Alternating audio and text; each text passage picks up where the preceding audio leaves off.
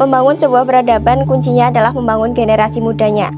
Ketika ditumbuhkan rasa cinta tanah air budaya bangsanya, maka niscaya bangsa Indonesia akan meraih kejayaannya.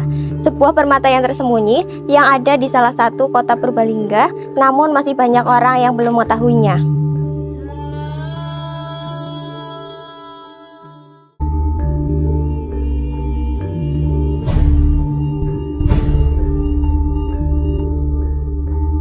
Rumah besar ini sudah dibangun dari masa era kolonial yang berada di Jalan Serna Jumiran nomor 14 Purbalingga Lor. Rumah bergaya villa dengan kuasan cat putih kuning tua itu masih menyisakan kemegahannya meski terlihat kurang terawat.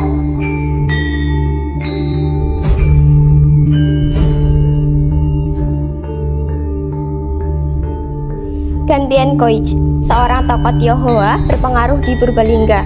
Beliau merupakan seorang pengusaha, pemimpin komunitas peranakan Tionghoa, juga menjadi dewan anggota Regentschapsraad Dewan Kabupaten di era pemerintahan Hindia Belanda.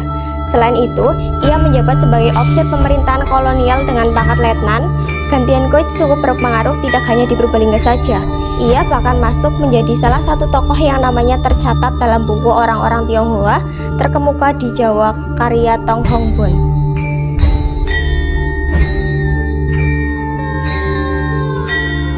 Gantian Koich lahir di Purbalingga pada tanggal 10 Oktober tahun 1872. Anak sulung dari Gan Sinsing, cucu Gan Joy, buyut dari Gan Huan, pelarian dari Kishan.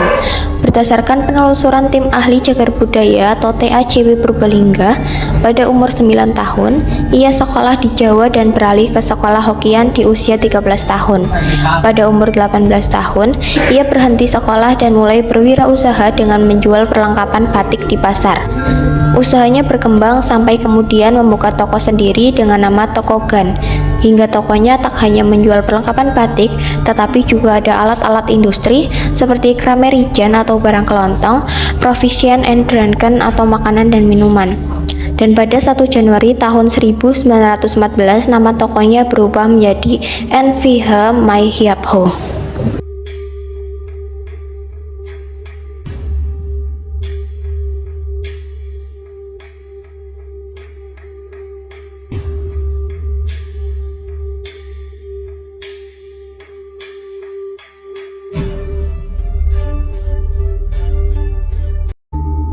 Sayangnya, Toko Gan hanya bertahan hingga tahun 1984 dan dijual ke pihak lain. Toko tersebut kini terletak di Jalan Jenderal Sudirman yang sekarang menjadi bengkel Gunawan Motor.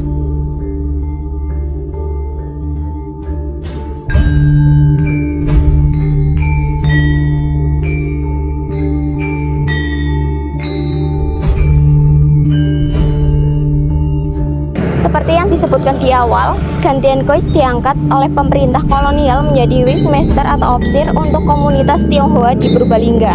Beliau merupakan seorang Tionghoa pertama yang menerima jabatan itu di Purbalingga yang diembannya sejak tahun 1927 hingga 1936.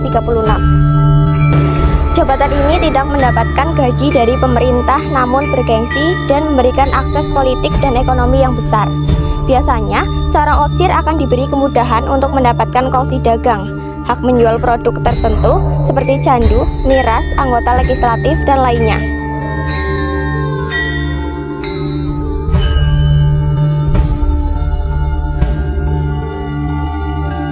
Gan Tianguo menikah dengan Ho Tiannio dan memiliki beberapa anak, diantaranya Gan Lionio, Gan Hangnio, Gan Joinio, Gan Engnio, Gan Quenwan, Gan Quenkong, dan Gan Quensi.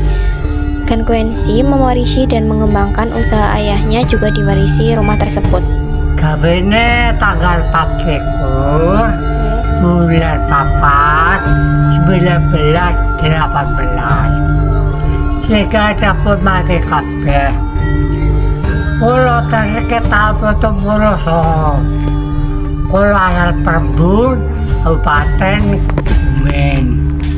Kulo tadi ke tahun. Omah tersebut biyen milik Handel Mi Yap Ho. Tepatnya orang Cina. Tapi negan Dawi